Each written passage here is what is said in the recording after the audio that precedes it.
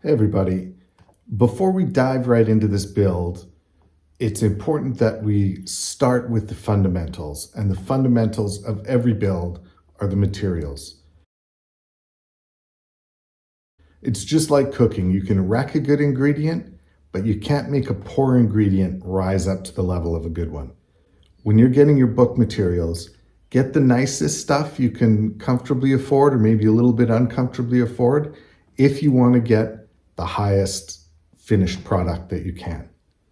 It doesn't have to break the bank. They don't have to be crazy expensive, but don't always get the very cheapest thing possible. Make sure you're getting a good quality item. Let's take a look. Let's start with paper. When you buy paper, you'll see a little number on it. It'll say maybe 60, 80, 100, 120, and it'll have GSM after it. That GSM stands for grams per square meter. Cut out a square meter of that piece of paper and it will weigh however many grams it says on the box. So this paper, for example, is 80 grams per square meter. This is fairly typical printer paper. I don't recommend you get this for doing your notebook unless the idea for your journal is that it's cheap and cheerful, as the British say. The reason being is not only does it not really feel luxurious, but you'll notice that it goes through to various degrees. This is just a regular ink brush pen. This is a regular flow pen, and this is like a Sharpie. You can see all three of them are easily read through the paper. This one not only is read through the paper, it goes on to the next page. Especially if you're going to be doing art and that kind of thing in it, or watercolor, you'll want a much heavier paper than this. So let's go up to my favorite 120 GSM. Now these are the same pens, and I want you to see the difference.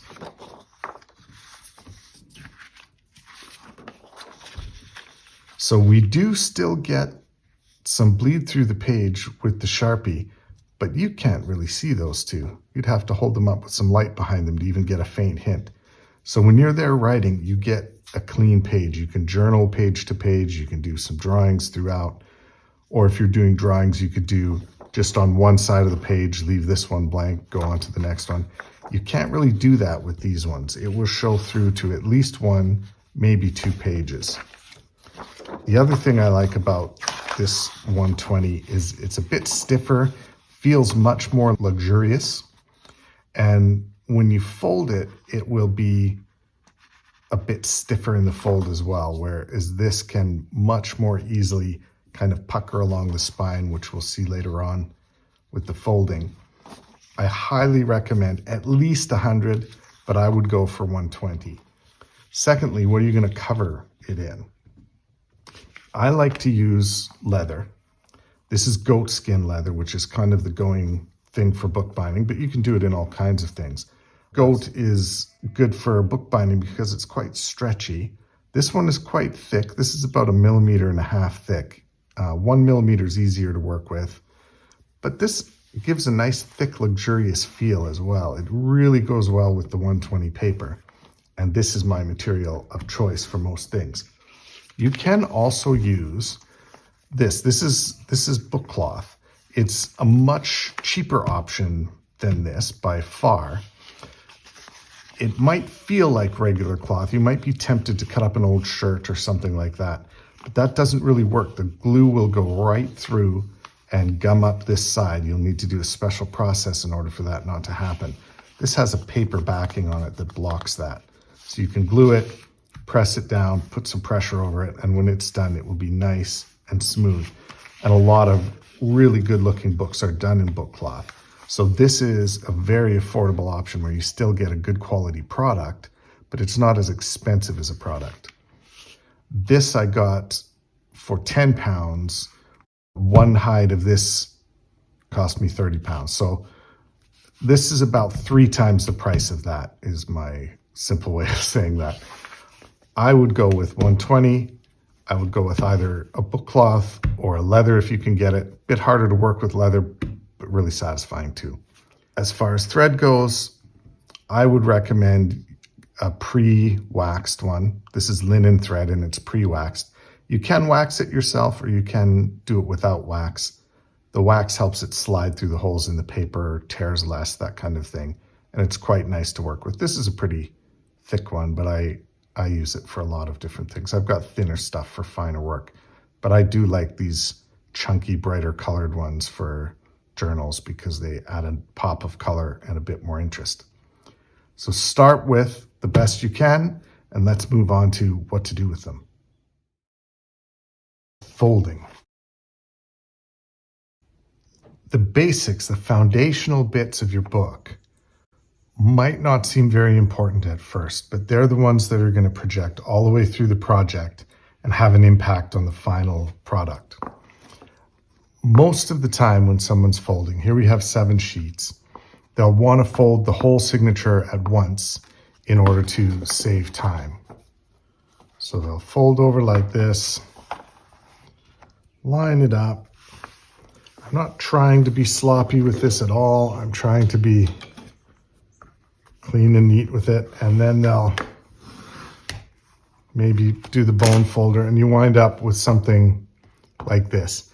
If we look really careful at the end of it, we'll see that's not really uniform. It's not really at nice right angles. The side of this is got a bit of unevenness to it. Once this is sewn together into a text block, if you're cutting the edges of it with a good cutter and you do a good job, you can hide that, but it's still a flaw that's unnecessary. There's another way to do it. Here on another 7 sheets, I'm going to fold them the way that I would do it for a really professional looking book. You notice I've taped the ruler to the cutting board here. This is just a way to have a straight piece for that to butt up against. I fold 1 sheet at a time and I'm really careful to line that corner up just as perfectly as I can. Same thing up there. Do a nice initial press there and then fold it with the bone folder so that I have a nice tight bend. And I'm going to do that 7 times.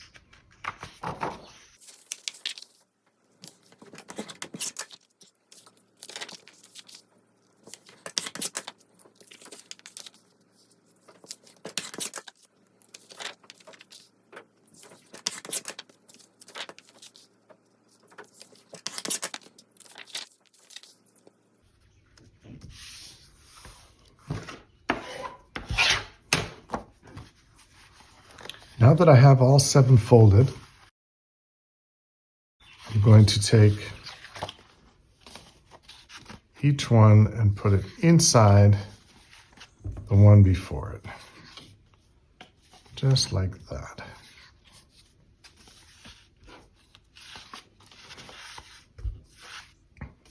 And then I'll show you the difference.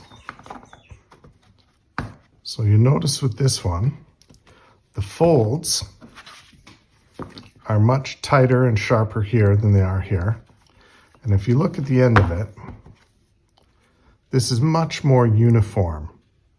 This one is the one that's done individually. This one's the one that's done as a group. You can really see a difference between the two of them.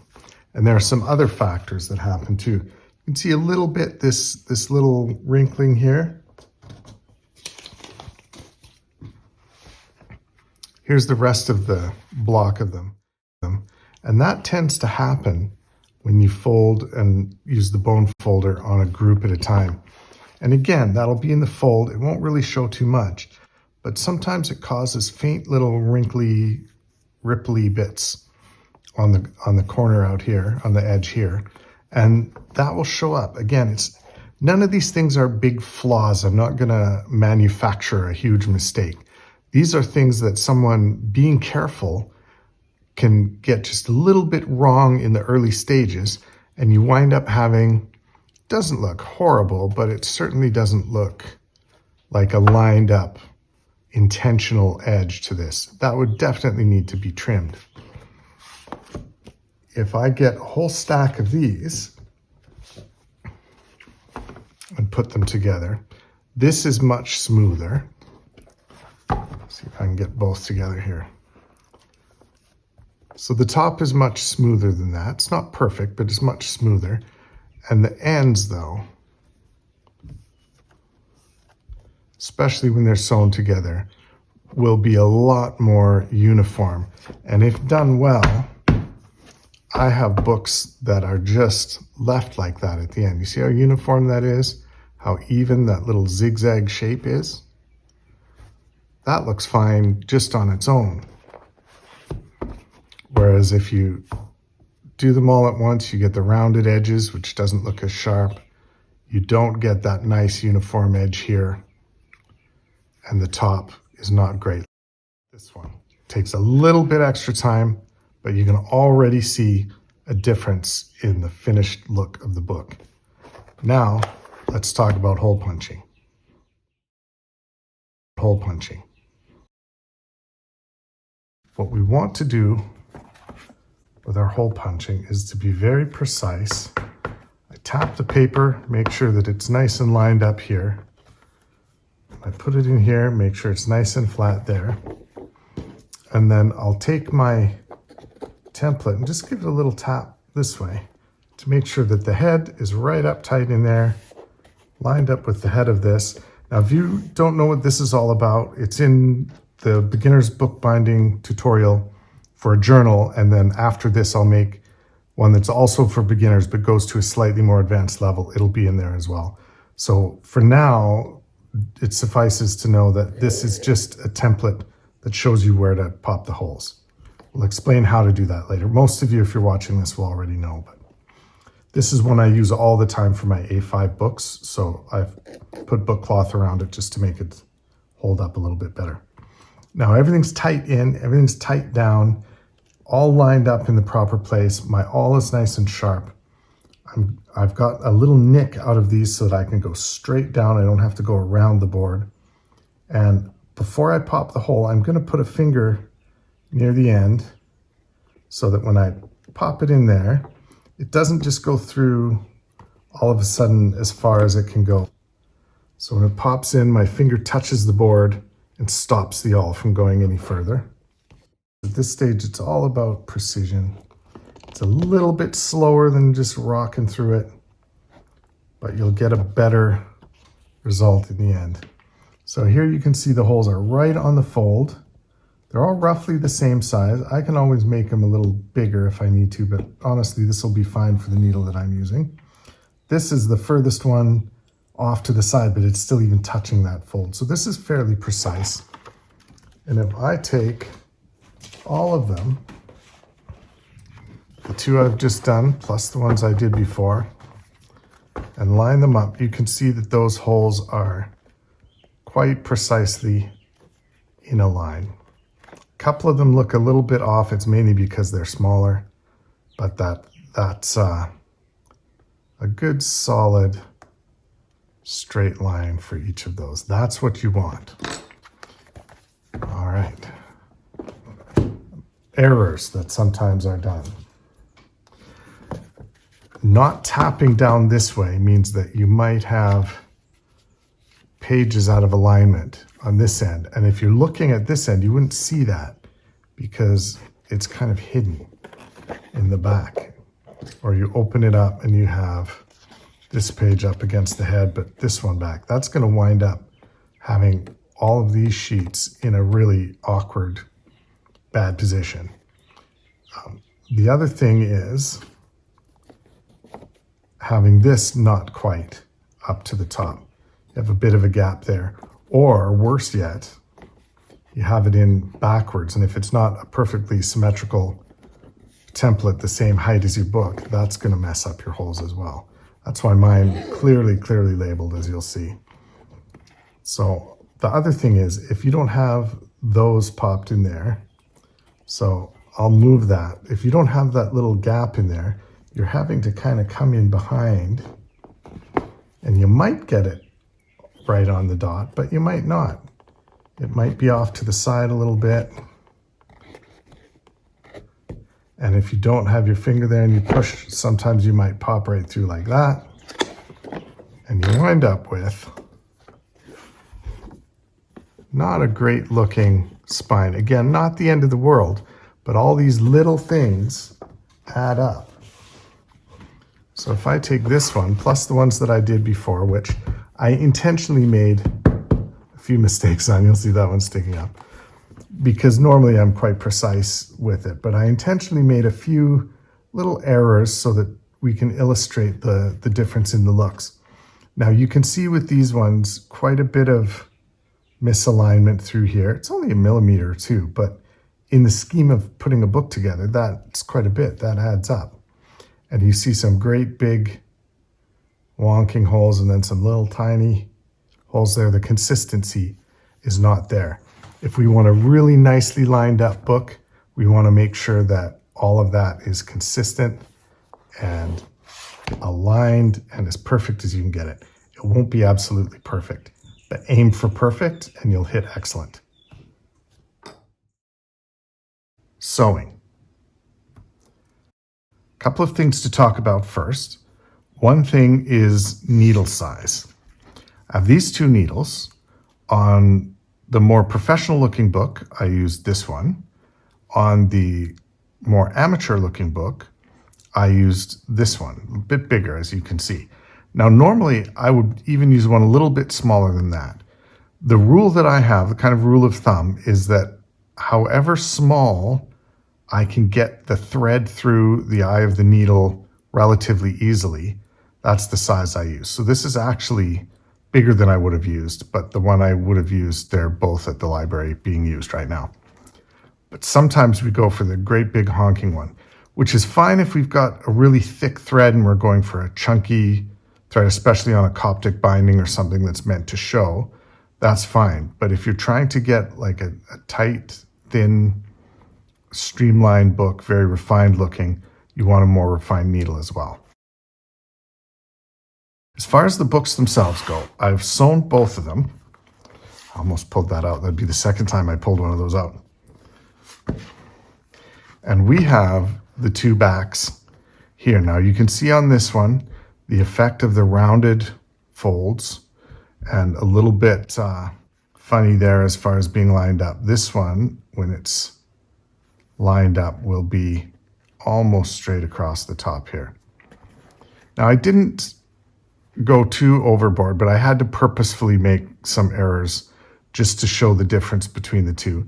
The main thing that I did differently is this one was sewn quickly and a bit loosely. You see how much snugger this is? As I was sewing, I was taking up the tension, and always if I'm sewing this way, I pull this way.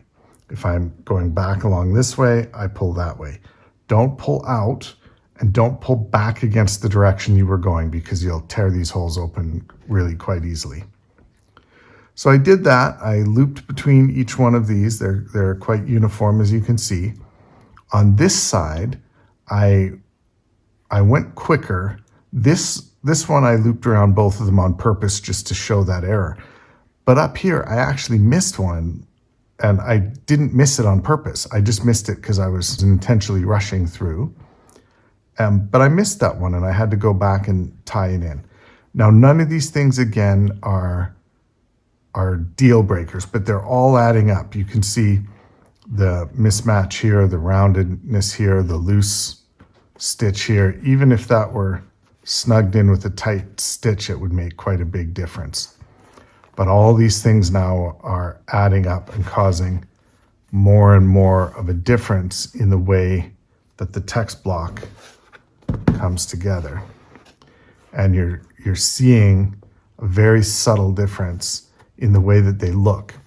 The biggest thing with the sewing, though, is the way that they feel.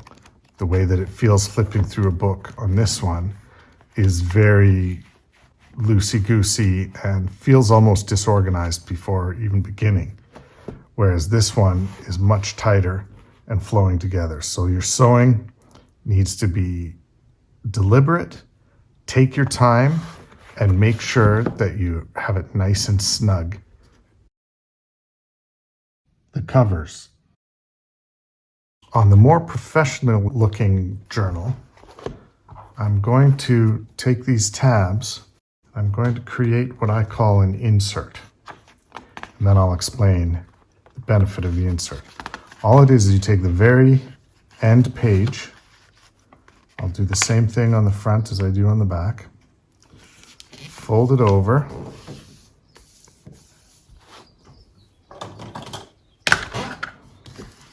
Nice flat fold there. And I'm going to glue the tabs right in there. Under here. And then I'm going to go, I don't need to go right to the ends there because I'm going to cut those off. But I do want to go right up to the fold line. You don't have to go past it because once it folds over, it'll get glue on it anyway. And then I'm going to go down over these, get them nice and flat. Sometimes this particular kind of tape wants to curl around. Weight them down with a bit of glue and tackiness. And then fold that over. There we go. And press that down. Now we don't want moisture getting into the book. So I'm going to put this sheet of acetate plastic, a nice thick parchment paper or like baking paper will work. Wax paper is really good for it. And I'm going to make sure that fold is down. Now remember I said we didn't go right to the edge. That's because I'm going to go, here's the tape. I'm going to go just inside the tape and cut right toward that end kettle stitch. Right there. And then I'm just going to snip that off. Same thing here, inside there to the kettle stitch. And then I'm going to snip that off. I'm going to make one of these on this side. I'm going to make one on this side. I won't do it on the other book. I'll show you the reason why this is so helpful. Now we come to the stage where we can see the effects of that tab that we inserted. On this side is the book without the tab. You can see the ribbons here, but they're not encased in anything, and watch what happens. This has so much ability to move. Once it's encased in the leather, it won't. It'll be more locked in, somewhat more locked in anyway. But while encasing it in the leather, the slightest little push can move it off in all kinds of different directions. Now the one with the tab, you can see the paper here, a lot more solid. These aren't moving. This isn't moving. It is staying locked in place. And that's true on the front and the back. It's already structurally sound and we haven't put the leather on yet. So that extra step of adding the little page to the back, fold it over, and then gluing them on is a very useful step to take. Very different feel to those.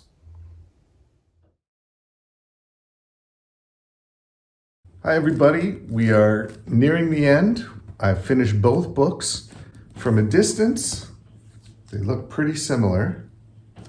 So let's dive in close and look at some of those fine little details that will really make the difference between your journal looking like an amateur work or a professional one. Let's look closely. Let's start with a look at the more amateur looking one. Nothing wrong with it. It's a decent looking little book and you'll feel satisfied making something like this. But let's look at a few of the little choices that we make along the way that can change the finished product. If you look along the top here, you can see it's quite uneven and a bit scraggly looking. A person could sand that down. I did on the other one. I'll show you the difference, but you could sand that down. But in this case, because it's so rough, it's going to take a lot of time to do it. It's also quite uneven on the end here because of the looser folds and the looser sewing. And you'll notice, and I did this on purpose just to show you what can very easily happen, the front cover and the back cover are slightly misaligned, slightly this way. And this as well, it throws this off. You get a puffy end here where the leather's trying to flex and accommodate and it's come loose from the glue. Inside, I put the end paper on, and it looks pretty good. It's not going to be quite square here because, again, the cardboard shifted. The corners are okay. I didn't take extra time on the corners. I tried to take the same amount of time on these corners as I do on the other one. And these are a bit pointy, kind of pinched out that way. With some time, you can get rid of that. You can kind of trim it a little bit, beat it down with a little glue and tame it. But it will take quite a bit of work and it won't be quite as smooth and natural looking as the other one. But all told, not a bad book. It just looks like something that was made at home. And ideally, you want something that looks like it was made in a bookbindery or something a bit more professional looking. Now, as a comparison, you can see on the spine, this spine's a little more narrow. This one's cut almost flush with the outside, and you see the difference. This one also, on the end here, you see a nice difference there. You see this little end band? I added that to this one. It elevates the look of it quite a bit, and all it is, honestly, is you glue a little piece on there. You cut it to that length, and you glue it on. That's it. It's not a big bookbinder, tricky thing that you need a lot of skill for. It can be. You can make your own and have a lot more going on. But here it's just glued on. Very simple, very quick. It works well because the spine is already flush on the inside. We have these nice long parallel lines of the same depth there. You notice here on the end where the same amount of leather is hanging out all the way around, front and back.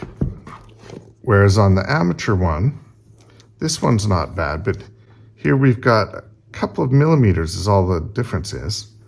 But look at the difference it makes to the eye with how precise, how linear, how professional that is. It's just all a little bit wonky. When we open up the book and look inside, we have a nice end paper, and it looks crisper, it looks more square. What I can't show you on the video is the difference to the feel. This book feels a little bit flexible this way. It feels a little bit off as far as the right angles go. This one doesn't. This one feels very, very smooth, very professional feeling, and it's a pleasure to hold, really. I'm going to enjoy using this one. So a few minor differences that result in a few minor differences in the physicality of the book at the end. The impact to the person holding it and using it is major. It's a big difference. I hope you enjoyed that and learned a couple of things. There are details that I didn't go into on the construction in this video, but our next set will go through from a beginner level, making a higher end journal. So if you'd like to get in on some of the details on how to construct this and some of the finer points and other things you can do to really elevate your journals, I think you'll enjoy the next video series. Until then, have a great week. Bye, everybody.